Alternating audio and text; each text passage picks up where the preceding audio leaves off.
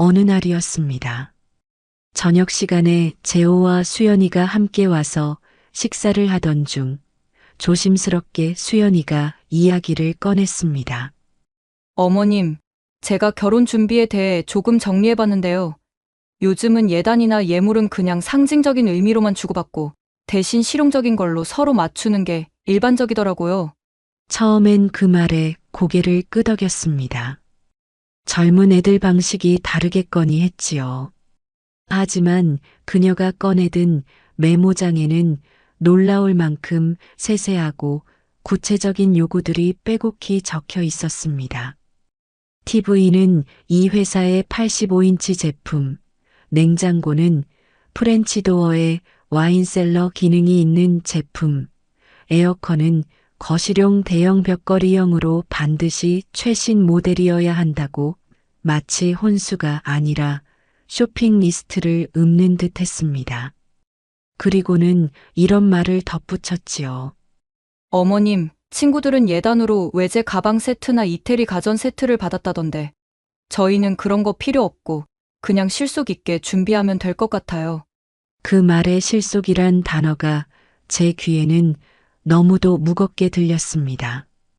도대체 누구를 위한 실속인가 도무지 알 수 없었지요. 이게 무슨 일인가요? 사연자 신옥수님에게 대체 무슨 일이 있었는지 오늘의 사연 들어보겠습니다. 사연 들으시기 전에 구독을 누르시면 건강과 평안을 얻게 되실 거예요. 안녕하세요. 제 이름은 신옥순입니다. 이렇게 제 이야기를 털어놓게 될 줄은 정말 꿈에도 몰랐습니다. 평생을 조용히 누구 하나 불편하지 않게 살려고 애써왔거든요. 하지만 이제는 말해야겠다고 생각했습니다. 제가 어떤 삶을 살아왔는지, 그리고 그 삶 속에서 어떤 기쁨과 상처가 있었는지를요. 저는 아주 평범한 가정에서 태어나 평범하게 자랐습니다. 집안이 넉넉하진 않았지만 부모님은 늘 저를 성실하게 키우셨고 그 덕에 사람을 믿고 따뜻하게 대하는 법을 배웠습니다. 20살이 조금 지나 당신을 만나 결혼했는데 그 사람은 참 듬직하고 성실했어요. 세상 물정을 잘 몰랐던 저는 당신만 믿고 따라다녔고 결혼 생활은 곧 저의 전부가 되었습니다. 어려운 형편 속에서도 당신과 함께라면 뭐든 견딜 수 있었어요. 밤낮으로 일하며 살림을 꾸려가다 보니 하루하루가 정신없이 흘렀고 그렇게 30년 넘게 살아왔습니다. 남편은 성실했지만 자상한 편은 아니었습니다. 표현에 인색했고 집보다 밖을 더 중시했어요. 그렇다고 미워하진 않았습니다. 저 사람도 나름의 무게를 짊어지고 사는 거라 생각했으니까요. 그 대신 저는 우리 외아들 재호에게 제 모든 정성과 사랑을 쏟았습니다. 그 아이만은 부족함 없이 키워보자고 다짐하면서요. 재호는 제 인생의 전부였습니다. 남편이 외면한 감정을 재호에게서 보상받고 싶었던 걸까요? 어린 시절부터 남다르게 총명했던 재호는 저의 자랑이었고 제 삶의 이유였어요. 친구도 취미도 없던 제가 세상과 연결되어 있다고 느낀 건 오직 그 아이를 통해서였으니까요. 제가 장사를 해가며 버틴 이유도 새벽같이 일어나 반찬을 만들고 밤늦게까지 술을 놓던 이유도 다 재호 때문이었습니다. 그 아이가 하고 싶은 걸 못하게 할까봐 공부에만 집중하라고 단 한 번도 부담을 주지 않으려 노력했지요. 등록금이 모자라면 제 몸을 더 굽혀서라도 만들었습니다. 당신이 무심하게 넘긴 말들도 저는 재호가 상처받을까봐 제 마음속으로 사귀며 지나갔습니다. 그렇게 키운 재호가 좋은 직장에 취직하고 어느 날 결혼을 하겠다고 말했을 때 제 눈에는 눈물이 핑 돌았습니다. 드디어 저 아이가 한 가정을 꾸릴 만큼 어른이 되었구나. 이제 저도 조금은 짐을 내려놔도 되겠구나 하는 안도감도 들었고요. 아버지 없이 자라온 재호가 세상 누구보다 따뜻한 가정을 이룰 수 있기를 바라는 마음이 간절했습니다. 어느 날 재호가 여자친구를 데려오겠다며 전화를 해왔습니다. 음성이 들떠 있었습니다. 엄마, 이번 주말에 수연이랑 같이 갈게. 인사시키고 싶어. 처음엔 그냥 미소만 지었는데 막상 그날이 다가오니 괜스레 떨렸습니다. 어떤 아이일까? 우리 재호와 어울리는 성격일까? 엄마라는 말에 마음이 진심일까? 여러 생각이 머릿속을 스쳤지만 저는 그저 좋은 딸처럼 지내고 싶다는 마음뿐이었습니다. 주말이 되어 집 초인종이 울리고 현관문을 열었을 때 저는 눈앞에 선 아이를 보고 순간 말을 잃었습니다. 얌전한 옷차림에 두 손을 가지런히 모은 채 고개를 꾸벅 숙이는 모습이 얼마나 정갈하고 예쁘던지요. 어머님 뵙고 싶었어요. 인사를 건네는 그 아이의 음성은 밝고 또렷했고 눈에는 맑은 웃음이 가득했습니다. 그날 수연이는 처음 온 자리인데도 주방에 들어와 식탁을 차리는 걸 도왔고 제게 자꾸 말을 붙이며 이런저런 이야기를 풀어놓았습니다. 어머님, 여기 반찬 정말 맛있어요. 손맛이 있으신가 봐요. 저도 나중에 어머님한테 요리 좀 배워도 될까요? 그 아이는 조곤조곤 예의 바르게 말을 이어갔고 저는 그 모습이 마냥 사랑스러웠습니다. 식사를 마치고 거실에 앉아 얘기를 나누는데 수연이는 제 손을 꼭 잡고 이렇게 말했습니다. 어머님, 아버님 안 계시다는 이야기 듣고 마음이 너무 아팠어요. 제가 부족하지만 딸처럼 생각하고 늘 곁에서 힘이 되어 드릴게요. 재호한테도 어머님 정말 훌륭하신 분이라고 많이 들었어요. 그 말을 듣는 순간 제 마음 어딘가가 뭉클해져 눈시울이 붉어졌습니다. 이 아이라면 정말 잘 살 수 있겠구나. 그런 믿음이 생겼어요. 그날 밤 저는 남편 사진 앞에 앉아 조용히 중얼거렸습니다.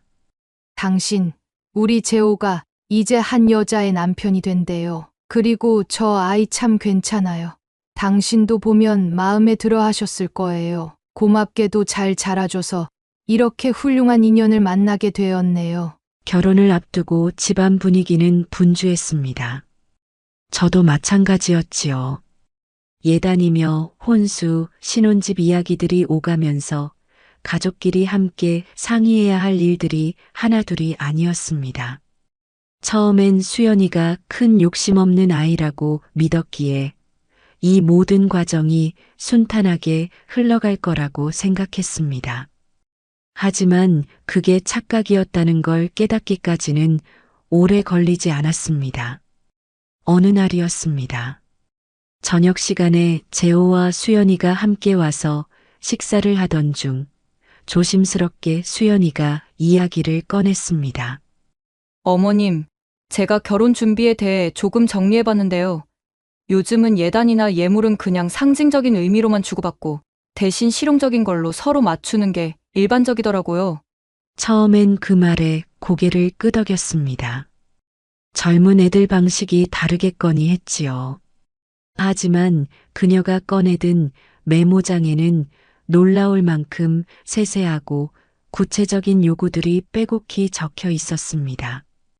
TV는 이 회사의 85인치 제품, 냉장고는 프렌치 도어에 와인셀러 기능이 있는 제품, 에어컨은 거실용 대형 벽걸이형으로 반드시 최신 모델이어야 한다고 마치 혼수가 아니라 쇼핑 리스트를 읊는 듯 했습니다. 그리고는 이런 말을 덧붙였지요. 어머님, 친구들은 예단으로 외제 가방 세트나 이태리 가전 세트를 받았다던데 저희는 그런 거 필요 없고 그냥 실속 있게 준비하면 될 것 같아요. 그 말의 실속이란 단어가 제 귀에는 너무도 무겁게 들렸습니다. 도대체 누구를 위한 실속인가 도무지 알 수 없었지요. 제가 조용히 입을 다물고 있자 재호가 저를 바라보며 중재하려는 듯 말했습니다. 엄마, 수연이가 아직 어려서 그렇지. 그렇게 나쁜 뜻은 아니에요. 그냥 요즘 친구들이 다 그러다 보니까 자기 나름대로는 아껴보겠다는 뜻이래요. 그 말이 더 속을 뒤집어 놓았습니다. 아끼겠다는 사람이 왜 그런 목록을 들이밀고 있는지, 왜 그 모든 것이 당연한 전제처럼 서술되고 있는지 도무지 이해가 가지 않았습니다. 저는 아무 말 없이 고개만 끄덕였습니다. 재호의 얼굴에는 안쓰러움과 민망함이 엇갈려 있었지만 저는 굳이 아들을 난처하게 만들고 싶지 않았습니다. 며칠 후 신혼집 문제로 또 한 차례 이야기가 오갔습니다. 재호는 회사를 다니며 월세방에서 자취 중이었고 수연이도 직장을 다니고 있었지만 둘 다 모아놓은 돈은 그리 많지 않았습니다. 저는 오랫동안 모아온 적금 통장이 몇 개 있었기에 그 돈으로 작은 전셋집이라도 마련해 주려고 했지요. 그런데 수연이가 고른 집은 제가 예상한 수준을 훨씬 넘어선 곳이었습니다. 서울 외곽의 신도시, 대형 아파트 단지 안에 신축 전세 매물. 평수도 넉넉하고 내부 인테리어도 모두 고급 사양으로 맞춰져 있었습니다. 수연이는 부동산 광고지를 들고 와서는 환하게 웃으며 말했습니다. 어머님, 이 집 정말 괜찮죠? 친구들 신혼집도 다 이 정도는 되던데요. 나중에 아이 낳고도 충분히 쓸 수 있고요. 순간 제 가슴이 답답하게 조여왔습니다. 물론 저도 아들과 며느리가 좋은 집에서 편히 살기를 바랍니다. 하지만 제 형편을 모르지 않을 텐데 왜 이런 기대를 아무렇지도 않게 말할 수 있을까? 저는 조심스레 말을 꺼냈습니다. 얘야, 그 집은 너무 비싸지 않니? 엄마가 내 마음은 알겠는데 우리 집 형편으로는 조금 무리가 될 것 같다. 수연이의 표정이 순식간에 어두워졌습니다. 그러고는 작게 한숨을 내쉬더군요. 어머님, 그럼 어쩔 수 없죠. 그냥 요즘 다들 그렇게 하길래 말씀드려 본 거예요. 제 친구는 신혼집도 부모님이 다 해주셨다던데. 하긴, 저희는 좀 다른가 봐요. 그 말에, 그 비수 같은 말에 저는 할 말을 잃었습니다. 좀 다른가 봐요. 그 말이 머릿속에서 계속 맴돌았습니다. 제가 부족해서, 제가 가진 게 없어서, 그래서 미안하다는 생각이 들게 만드는 말. 저는 그날 밤 늦게까지 통장을 들여다보다가 결국 하나를 해약하기로 결정했습니다.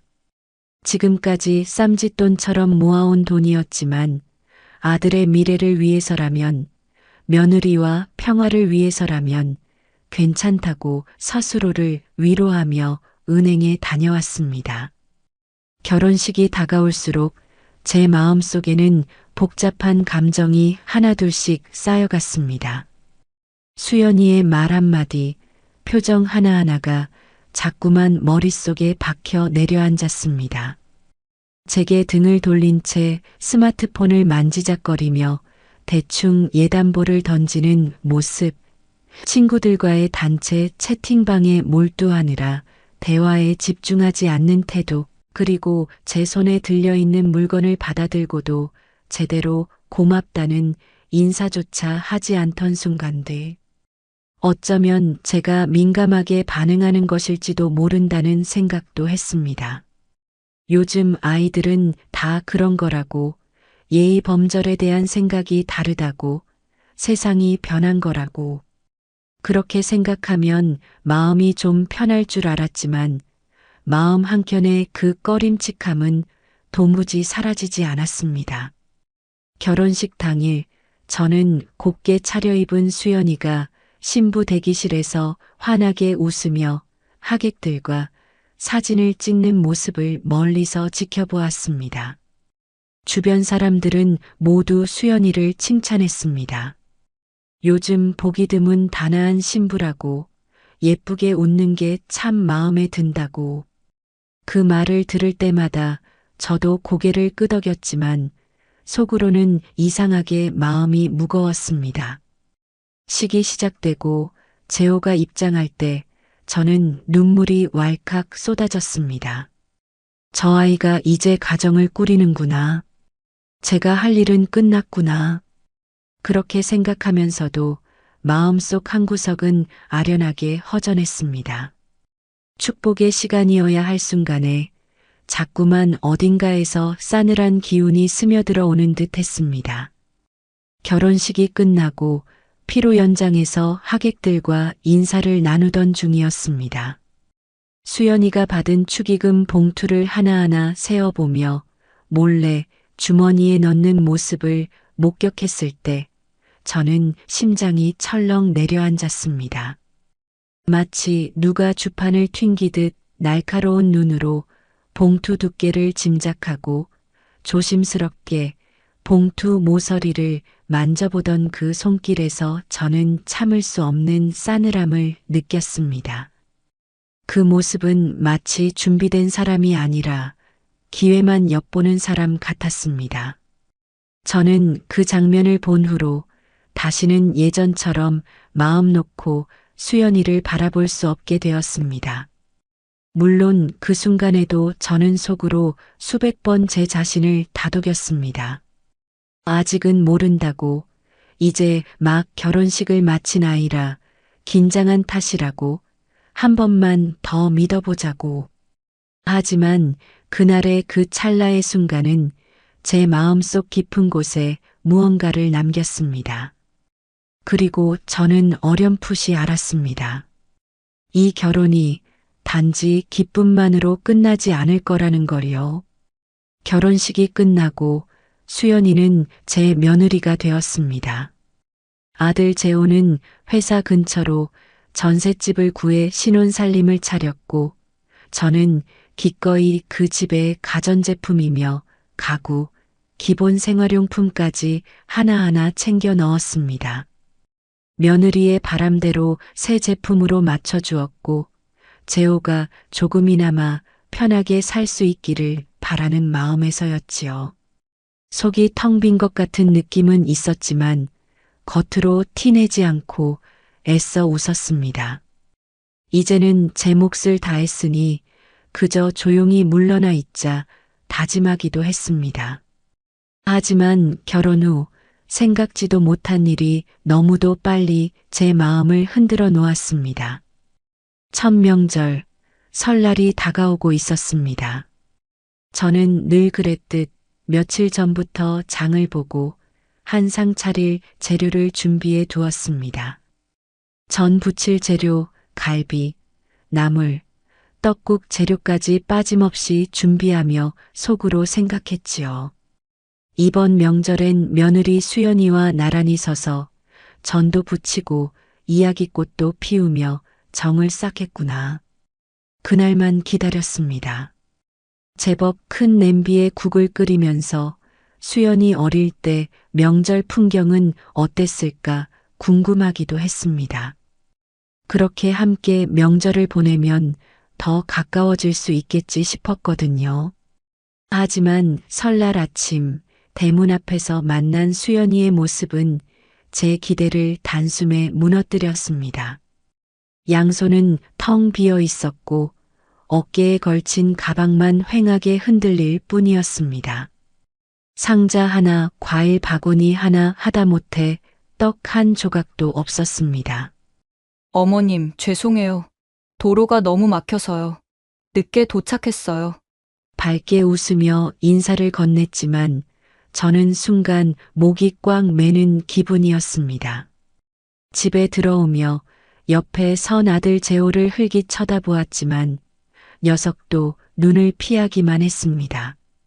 수연이는 주방에 들어와 도와줄 기색도 없이 소파에 앉아 스마트폰을 만지작거렸습니다. 제가 물을 끓이고 채소를 손질하며 분주히 움직이는 동안에도 수연이는 옆자리에 있던 재호와 연신 SNS 사진을 공유하며 깔깔 웃고 있었습니다. 어머니, 요즘은 명절 선물 안 해요. 그런 거 다 형식이에요.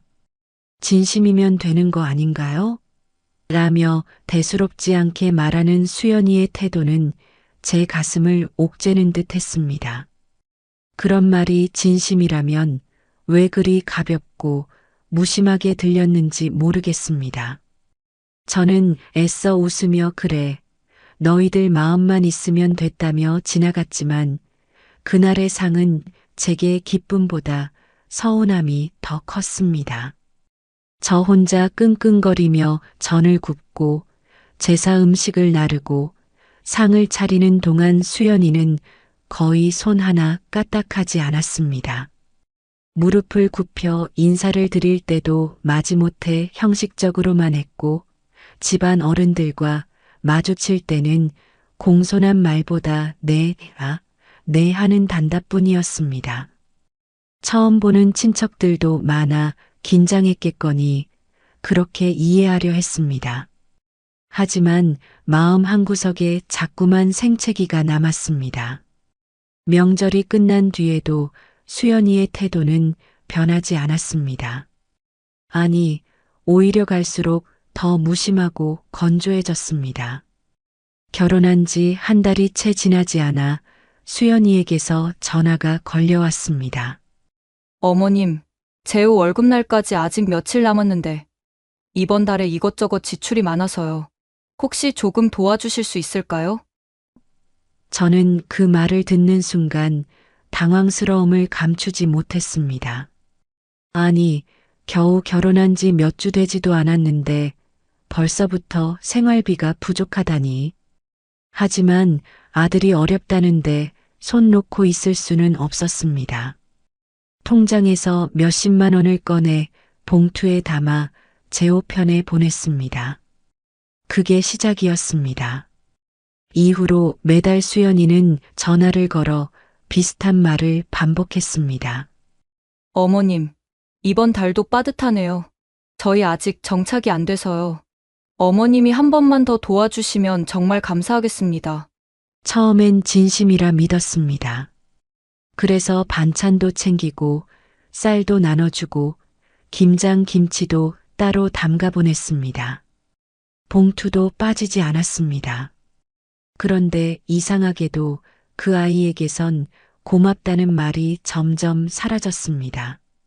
돈을 건네줄 때도 말 한마디 없이 휙 가방에 넣고는 곧바로 다음 이야기로 넘어가곤 했습니다. 어머님, 근데 요즘 이 아파트 단지에 새로 생긴 카페가 있는데요. 정말 분위기 좋아요. 다음에 오시면 같이 가요. 그 말이 왜 그렇게 공허하게 들렸는지 모릅니다. 돈을 요구하는 입에선 꼭 그만큼 가벼운 말들이 덧붙여졌고 그것들은 마치 모욕처럼 느껴졌습니다. 그때부터였습니다. 제가 무언가를 잃어가고 있다는 감각이 뚜렷해지기 시작한 것은요. 아무도 고맙다 하지 않았고 아무도 제 마음을 궁금해하지 않았습니다. 아들의 눈빛도 점점 피곤해져 갔고 전화기 너머 수연이의 목소리는 하루가 다르게 익숙하고 당연하다는 말투로 바뀌어 갔습니다. 주말마다 갔던 식사 자리도 흐지부지 사라졌습니다. 시댁 행사나 가족 제사 때마다 수연이는 핑계를 대며 빠지기 일쑤였습니다. 어머님, 죄송해요.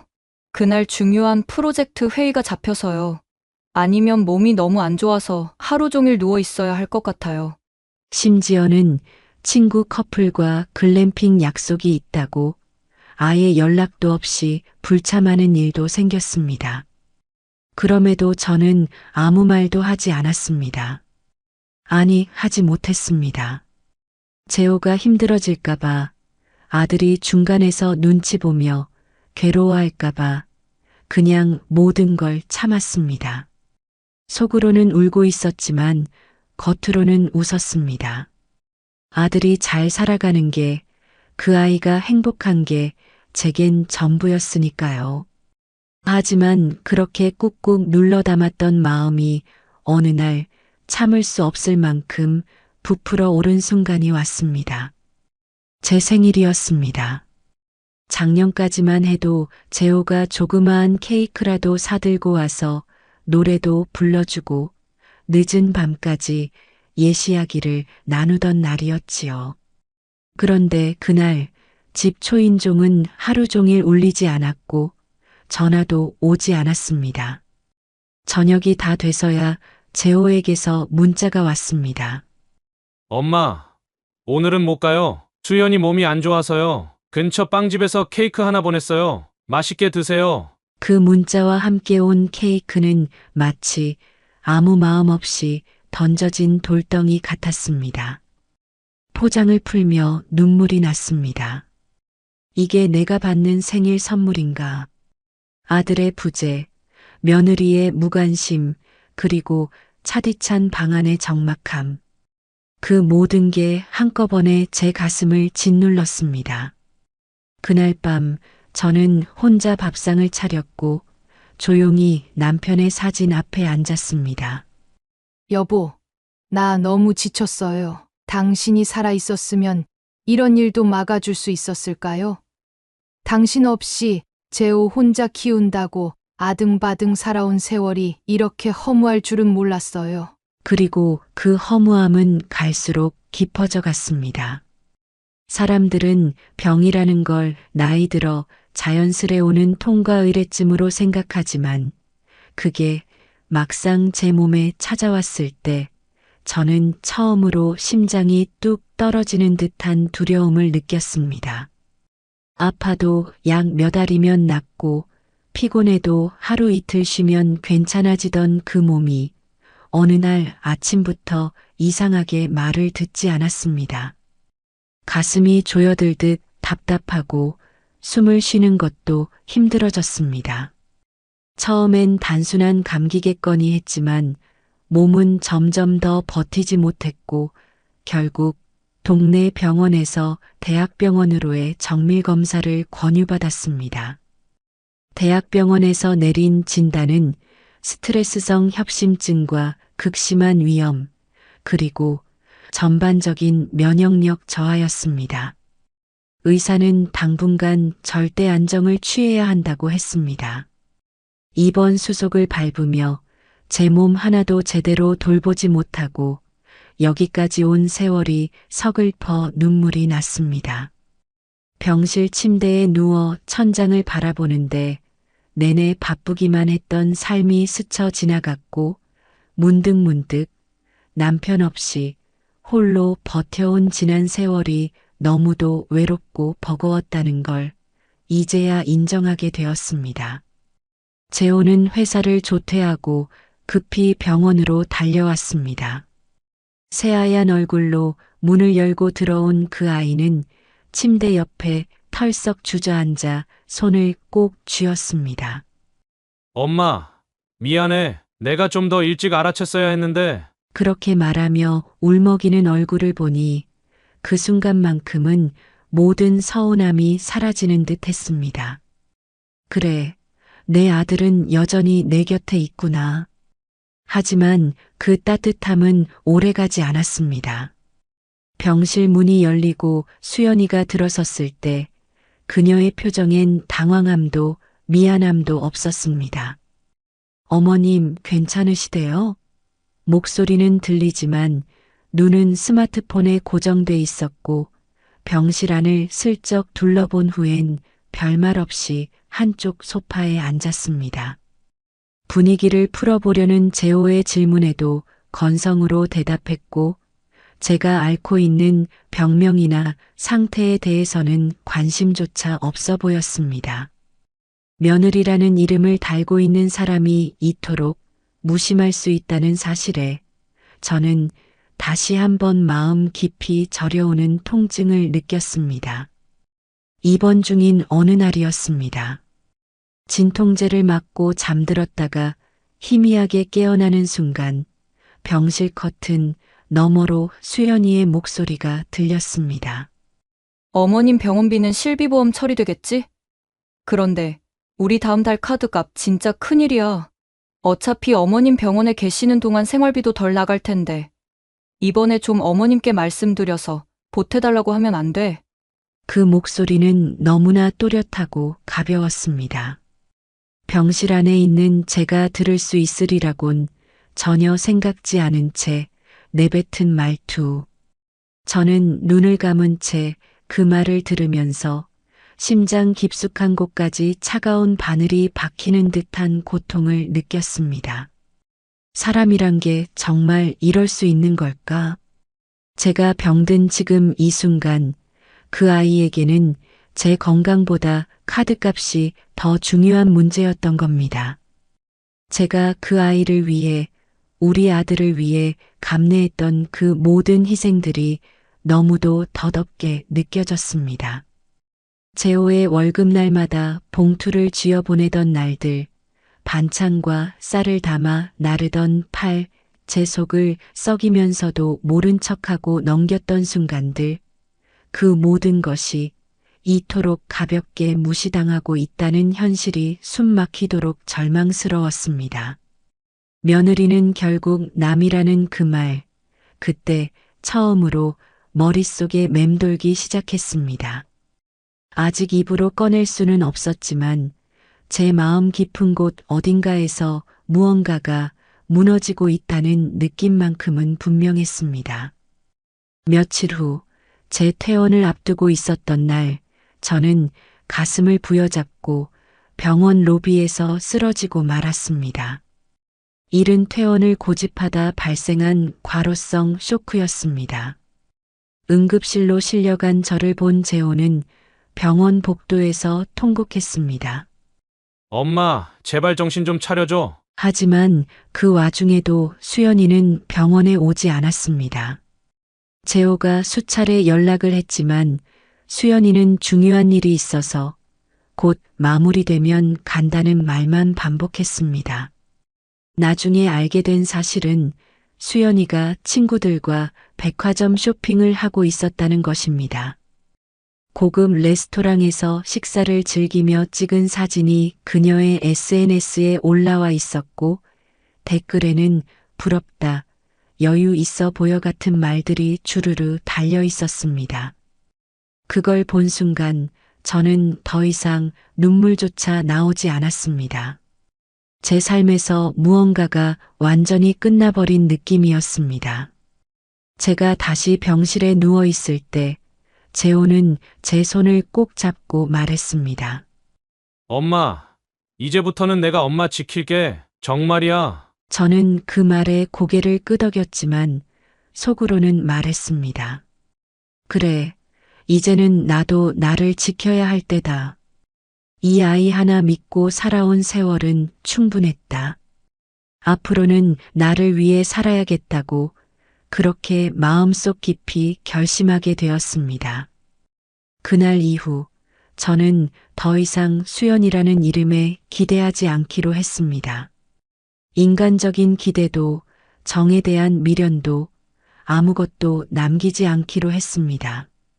제 마음이 다치는 소리를 들으며 저는 그저 조용히 눈을 감았습니다. 병원에서 퇴원한 지 몇 주가 지나고 조금씩 기력을 회복해갈 즈음이었습니다. 몸은 아직 완전히 회복되지 않았지만 집안에서 간단한 살림 정도는 할 수 있을 만큼 상태가 나아졌습니다. 마음은 여전히 무거웠지만 제 스스로도 다시 일어서야 한다는 생각에 억지로라도 식사를 챙기고 정리를 하기 시작했지요. 그런데 이상하게도 동네 주변에서 제 이름이 수군대는 소리가 들리기 시작했습니다. 시장에 나갔을 때였습니다. 채소 가게 앞에서 상추를 고르던 중 등 뒤에서 들려오는 말소리가 제 귀를 붙잡았습니다. 옥순이 아주머니 있잖아. 이번에 병원에 입원하셨다면서. 그 집 아들이 외동이라는데 재산 꽤 있을 거야. 연립주택 하나 있지? 시골에도 땅 있고 예금도 제법 있다던데. 처음엔 그냥 남 얘기하듯 넘겼습니다. 워낙에 동네는 좁고 소문은 원래 과장되기 마련이니까요. 하지만 이상하게도 그런 말들이 하루 이틀 사이에 여기저기서 들리기 시작했습니다. 누구는 제 예금 통장 잔액까지 아는 듯 말했고, 누구는 제가 최근에 병원비를 현금으로 다 지불했다며 입이 마르도록 떠들어댔습니다. 그 소문이 어디에서 시작됐는지는 명확하지 않았습니다. 하지만 제 감은 단번에 한 사람을 향해 가리켰습니다. 수연이는 병원에 거의 오지도 않았고 와도 말 몇 마디 건네는 것이 전부였지만 퇴원하고 나서부터 이상하리만큼 자주 제 집에 얼굴을 비추기 시작했습니다. 하루는 평소보다 훨씬 화사하게 치장하고 과일 바구니를 들고 왔습니다. 어머님, 요즘 잘 지내시죠? 제가 너무 무심했죠. 이젠 정말 자주 찾아뵐게요. 갑자기 왜 이러나 싶을 정도로 살갑게 굴었습니다. 주방을 어지르며 뭔가를 끓이는 신용을 하더니 어머님 좋아하신다는 미역국을 끓여왔다며 제 그릇에 국을 떠주기도 했습니다. 그 모습이 어색해서 저는 그냥 조용히 숟가락만 들었지요. 그녀가 자리를 정리하고 나서도 계속 말을 이어갔습니다. 어머님, 제 진심 아시죠? 제가 부족하지만 정말 잘하려고 해요. 앞으로는 어머님 곁에 늘 있을게요. 그 말을 듣고 저는 속으로 이렇게 되뇌었습니다. 그래, 내가 왜 이러는지 나도 안다.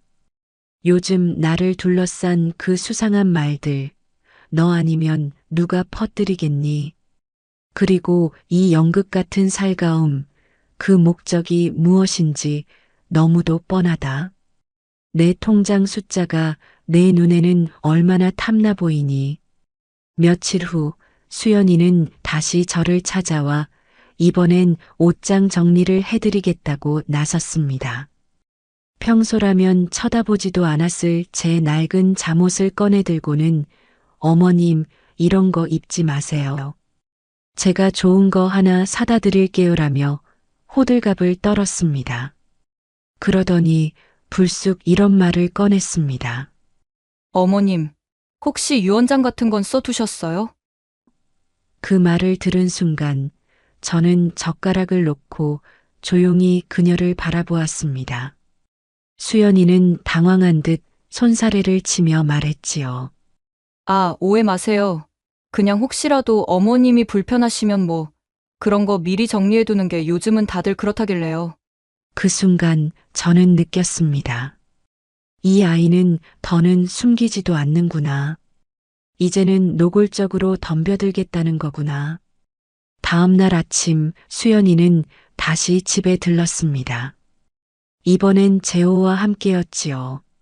아침 식사를 함께 하자며 저를 초대했고 처음엔 무슨 일인가 했지만 그들이 준비한 자리는 그야말로 연극무대 같았습니다. 식사가 끝나갈 무렵 재호가 머뭇거리며 입을 열었습니다. 엄마, 요즘 집안 정리도 하시고 그러시는 것 같은데 혹시 유산 같은 거 조금 미리 해두시는 건 어떠실까 해서. 제가 대답하지 않자 수연이는 곧장 말을 받았습니다. 어머님, 저희는 어머님 뜻 다 존중해요. 뭐라도 결정하실 게 있으면 미리 말씀만 주세요. 저희가 도와드릴 수 있는 건 언제든 도와드릴게요. 그 말은 도와드릴게요가 아니라 관리하겠습니다. 라는 의미였다는 걸 저는 압니다. 그 눈빛이 그렇게 말하고 있었으니까요. 저는 그 자리를 조용히 정리하고 방으로 들어가 문을 잠갔습니다. 방문 너머로 들리는 낮은 목소리들, 두 사람의 숨죽인 대화는 더는 들을 필요도 없었습니다. 저는 알고 있었습니다. 이 아이는 더 이상 가족으로 품을 수 있는 존재가 아니라는 걸요. 그날 밤 저는 남편의 사진 앞에서 오랫동안 앉아 있었습니다. 여보, 이 아이는 이제 제 욕심을 숨기지 않아요. 당신이 살아 있었다면 막을 수 있었을까요? 아니면 내가 이렇게까지 허탈하게 만들지는 않았을까요? 그리고 저는 결심했습니다. 내 재산은, 내 인생은 이제 누구에게도 허투루 넘기지 않겠다고. 수연이의 손에 단 한 푼도 가지 않도록 모든 걸 지키겠다고. 그 다음 날 저는 변호사를 찾아갔습니다. 그날 이후 저는 집에 앉아 곰곰이 생각했습니다. 지금껏 저는 수없이 속아왔고, 기대했다가 실망했고, 참았다가 병이 들었습니다. 더는 안 된다는 생각이 뼛속 깊이 박혔습니다. 다시는 그 아이에게 마음을 열지 않기로, 다시는 제 인생을 남의 욕심으로 흔들리게 하지 않기로 저는 굳게 다짐했습니다. 그리고 조용히 움직이기 시작했습니다. 오래전 함께 교회 봉사를 했던 후배의 남편이 변호사였다는 사실이 떠올랐습니다. 저는 핸드폰을 꺼내 조심스럽게 연락처를 찾았고, 다음 날 오전 변호사 사무실을 찾아가 조용히 문을 두드렸습니다. 그날 저는 그동안의 모든 이야기를 쏟아냈습니다. 결혼 전부터 이상하게 느껴졌던 수연이의 요구들, 결혼 후 생활비 요구가 일상이 된 일 명절과 제사에는 빠지고, SNS에선 명품을 자랑하던 모습, 병원에 입원했을 때 보여준 무심함과 돈을 걱정하며 아들을 압박하던 말까지 하나도 빠뜨리지 않고 다 이야기했습니다. 변호사는 제 말을 조용히 들으며 고개를 끄덕였습니다. 잠시 메모를 하던 그는 단호한 어조로 말했습니다. 이대로 가다간 진짜 재산도 마음도 다 있습니다. 지금부터라도 철저하게 준비하셔야 합니다. 첫째, 수연 씨의 모든 말과 행동, 요구 사항, 심지어는 말투까지 전부 기록하세요. 가능하면 녹음도 하시고 문자 메시지도 캡처해 두세요. 둘째, 주변 사람들의 증언도 중요합니다. 평소 수연 씨의 행동을 이상하다고 느꼈던 분들 있으면 대화 나눠두시고요. 나중에 법적 문제로 가도 이 모든 게 증거가 됩니다. 그 말이 저를 깨웠습니다. 이제는 물러서지 않을 때라는 신호였습니다. 저는 그날부터 작은 녹음기를 목에 걸었습니다. 누가 봐도 펜처럼 생긴 소형 기계였고, 평범한 일상에서 티도 나지 않았습니다. 수연이가 제 집에 오면 저는 조용히 녹음 버튼을 눌렀습니다. 그리고 정말 그녀는 저의 예상대로 움직였습니다. 며칠 후 점심 무렵 수연이가 불쑥 찾아왔습니다. 평소처럼 겉으로는 밝은 얼굴이었지만 대화는 늘 한 방향이었습니다. 어머님, 요즘 재호가 스트레스를 너무 많이 받아서 걱정이에요. 우리 생활도 빠듯하고 사실 이번 달 카드값이 진짜 많이 나왔어요. 어머님이 이번만 좀 도와주시면 다음 달엔 안 받을게요. 저는 웃는 낯으로 고개만 끄덕였습니다. 그리고 속으로 중얼거렸습니다. 그래, 계속 말해봐라. 너의 속셈이 어디까지인지 다 들어줄 테니. 그녀는 또 말했습니다. 어머님, 솔직히 말씀드릴게요. 나중에 재산이 어차피 다 재호한테 올 건데 그냥 조금만 미리 쓰는 거잖아요. 어머님이 그거 아끼신다고 뭐가 달라지겠어요?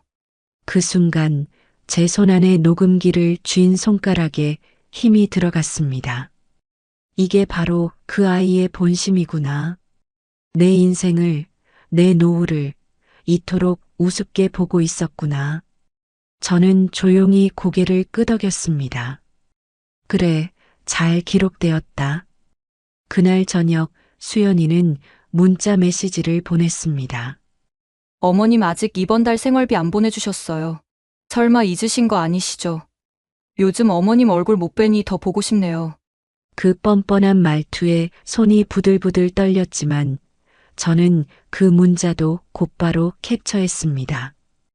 그 다음 날 또 다른 문자가 왔습니다. 친구들이 유럽 여행 가는데 저만 못 가요. 너무 속상해요. 어머님께서 조금만 보태주시면 정말 잊지 못할 추억 만들게요. 사랑해요. 사랑해요라니. 그 한마디가 왜 그토록 역겹게 느껴졌는지 모릅니다. 저는 다시 조용히 캡처를 눌렀습니다.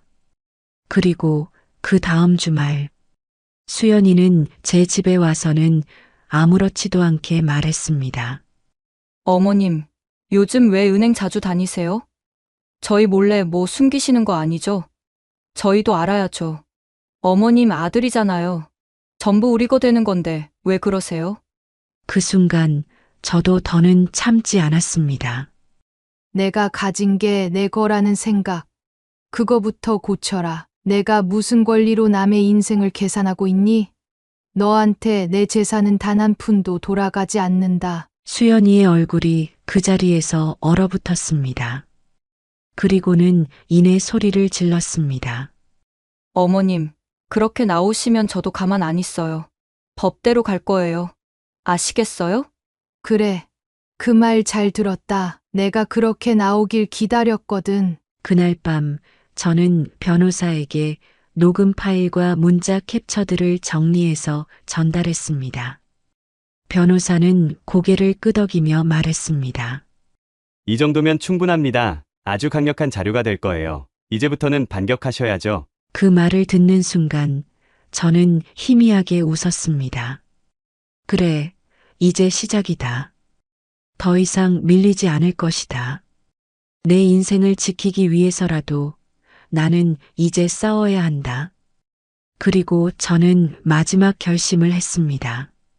내 재산을, 내 노후를, 나를 진심으로 아끼는 사람에게 남기고 그 아이의 손엔 단 한 푼도 가지 않도록 만들겠다고. 어버이날이 다가오는 주말, 저는 결심했습니다. 더 이상은 미룰 수 없다고. 이제는 제가 먼저 끝을 내야 한다고요. 저는 며칠 전부터 천천히 준비를 시작했습니다. 변호사와 마지막으로 통화하며 필요한 서류들을 정리했고, 내 이름으로 된 집과 시골 땅, 예금과 적금까지 전부 목록화한 뒤인 사회복지재단과의 기부 약정을 마무리했습니다. 어떤 방식으로든 수연이 손에 단 한 푼도 가지 않도록. 그것이 이번 계획의 핵심이었습니다. 그리고 저는 연락을 넣었습니다. 재호아, 이번 주말에 집에 잠깐 들렀으면 좋겠다. 내 엄마가 너희한테 이야기할 게 있다. 아들은 이유도 묻지 않았습니다. 네, 엄마. 그날 갈게요. 하고 말하더군요. 수연이도 함께 오겠다고 했답니다. 그 전화를 끊고 난 뒤 저는 창가에 앉아 창밖을 한참이나 내다봤습니다. 이제 곧 모든 것이 끝날 거라는 생각에 가슴이 벅차오르면서도 묘하게 서글펐습니다. 왜 이렇게까지 해야 했을까? 왜 우리는 서로에게 사람으로 남을 수 없었을까? 약속한 날 수연이는 언제나처럼 한껏 치장을 하고 나타났습니다.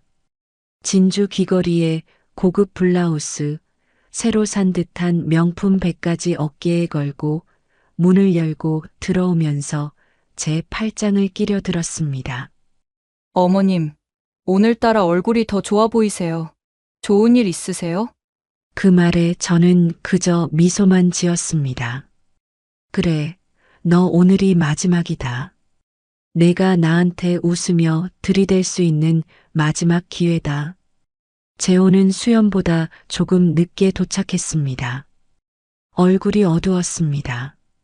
최근 들어 아들은 말수가 부쩍 줄었습니다. 집에서 어떤 일이 오가는지, 그 안에서 어떤 갈등이 벌어지고 있는지 저 역시 다 알 순 없었지만 재호의 눈빛에서 무언가 결심한 듯한 냄새가 났습니다. 다 같이 앉은 거실.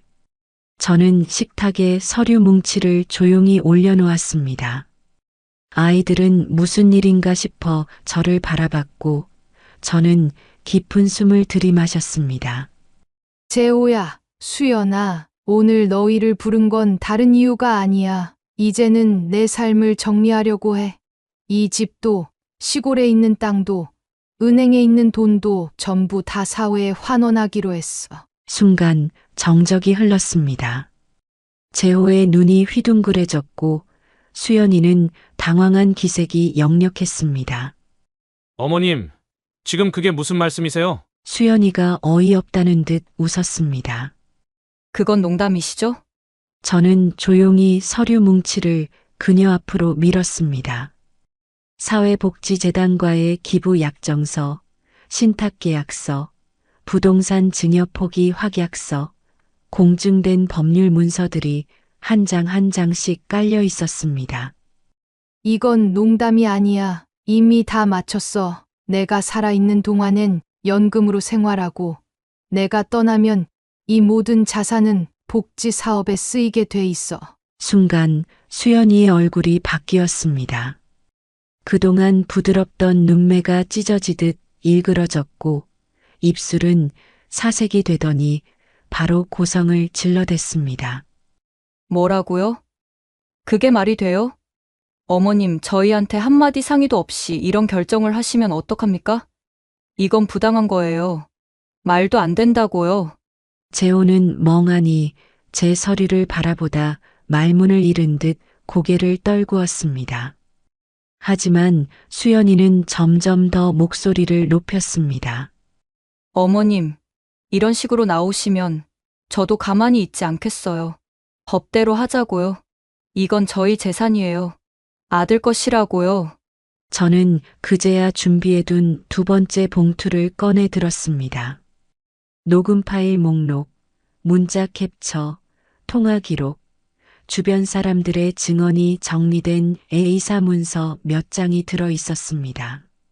조용히 그 봉투를 수연이 앞에 놓았습니다. 내가 나한테 어떻게 했는지, 내가 내게 무슨 말을 해왔는지, 이 안에 다 들어있어. 법대로 하겠다면 나도 준비는 되어 있어. 법정에서도, 세상 앞에서도 이걸 공개할 수 있어. 수연이의 손이 부들부들 떨렸습니다. 얼굴은 벌겋게 달아오르고 이내 눈물까지 흘리며 주저앉더니 두 손으로 얼굴을 감싸고 말했습니다. 어머님, 제가 잘못했어요. 제가 정말 너무 어렸어요. 철이 없었어요. 용서해 주세요. 그렇게 울부짖었지만 저는 차갑게 고개를 저었습니다. 내가 지금 흘리는 눈물이 진심인지, 나를 다시 속이기 위한 수단인지 나는 이미 알아.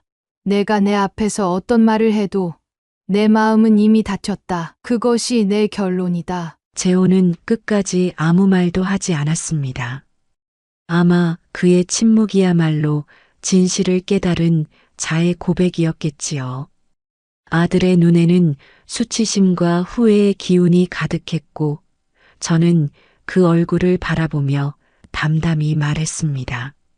재호야, 엄마는 너를 위해 참 많이도 참고 견뎠다. 하지만 지금은 엄마 인생을 지키는 게 먼저다. 그리고 너 역시 이제부터는 내 인생을 책임져야 한다. 내가 선택한 사람, 내가 지켜야 할 가정, 이제는 스스로 감당하렴. 그날 수연이는 아무 말도 더하지 못하고 재호의 부축을 받아 조용히 집을 나섰습니다. 문이 닫히는 소리와 함께 마치 집 안에 오래된 어둠이 사라지는 듯한 기분이 들었습니다. 긴 전쟁이 끝난 것 같았지요. 그날 밤 저는 남편의 사진 앞에 앉아 말했습니다. 여보, 드디어 다 끝났어. 이제 나를 위해 살 수 있을 것 같아. 창밖으로는 늦은 봄바람이 조용히 불어오고 있었습니다. 그날 저녁 이후 집안은 마치 폭풍이 휩쓸고 지나간 들판처럼 고요했습니다. 아무 말도 남기지 않고 집을 나간 재호와 수연. 방문이 닫히던 그 소리가 아직도 귓가에 생생하게 맴돌았고 그 이후 며칠 동안 저는 아무것도 손에 잡히지 않았습니다. 전화벨은 다음 날부터 거세게 울리기 시작했습니다. 처음엔 재호였습니다. 몇 번이고 전화가 왔지만 저는 받지 않았습니다. 무슨 말을 해도 지금은 아무것도 달라질 게 없다는 걸 잘 알고 있었기 때문입니다. 그 아이가 감당해야 할 몫을 저는 대신할 생각이 없었습니다. 그리고 그 다음은 수연이었습니다. 어머님, 제발 전화 좀 받아주세요. 정말 죄송해요. 제가 너무 철이 없었어요. 한 번만, 정말 한 번만 기회를 주세요. 문자도 쏟아졌습니다. 어머님, 어버이날 선물도 준비했어요. 이번엔 진심이에요. 어머님이 없으면 저 정말 아무것도 아니에요. 하지만 그 모든 문자가, 그 모든 애원이 제겐 아무 감정도 일으키지 못했습니다. 가짜 눈물, 위선의 말투, 뻔뻔한 속셈을 너무 많이 봐 왔기에 이제는 어떤 말도 귀에 들어오지 않았습니다. 며칠 후 수연이는 돌연 태도를 바꿨습니다. 문자 말미에는 이런 말이 덧붙여져 있었습니다. 어머님, 이렇게까지 하시면 저도 더 이상은 못 참아요. 어머님이 우리 인생 망친 거 책임지셔야 해요. 저도 법적으로 대응할 거예요. 이건 너무한 거예요. 협박이었습니다. 자기 뜻대로 되지 않자 다시 칼날을 들이민 것입니다. 저는 조용히 미소 지었습니다. 그래, 드디어 본색을 다시 드러냈구나. 이제 마지막 장이 열리는 거야. 그녀는 오히려 저를 상대로 명예훼손과 정신적 피해에 대한 손해배상 소송을 하겠다고 으름장을 놓았습니다. 집안 사람들 중 몇몇은 저를 걱정하며 전화를 해왔고 어떤 이들은 제게 너무한 거 아니냐고 말했습니다. 하지만 저는 이미 모든 준비가 되어 있었습니다. 변호사에게 전달했던 녹취록, 문자 캡처, 이웃들의 진술서, 수연이의 이중성과 탐욕을 증명할 수 있는 증거들. 그것은 하나의 서류 뭉치가 아니라 제 지난 몇 년의 아픔이 고스란히 담긴 기록이었습니다. 며칠 후 재호가 혼자 집을 찾았습니다. 얼굴은 이전보다 더 수척했고 눈빛은 고요했지만 단단했습니다. 저는 아무 말 없이 그 아이에게 물을 내주었고 그는 물 한 모금도 마시지 않은 채 입을 열었습니다. 엄마, 나 이혼하기로 했어. 그 말을 듣는 순간 제 눈에서 뜨거운 무언가가 북받쳐 올랐습니다. 하지만 저는 울지 않았습니다. 그 말 한마디로 이미 충분했기 때문입니다. 수연이와는 더 이상 함께 살 수 없다고 자신도 이제야 진짜 현실을 직시하게 됐다고 말했습니다. 그동안 엄마가 감당했던 일들을 생각하면 자신이 얼마나 어리석었는지 깨달았다고도 했습니다. 저는 그저 조용히 손을 뻗어 그 아이의 등을 토닥였습니다. 더 이상 책망도 원망도 하지 않았습니다. 그저 한 사람의 인생을 정리하겠다고 결심한 아들의 용기 있는 선택을 받아들일 뿐이었습니다. 수연은 친정으로 돌아갔습니다.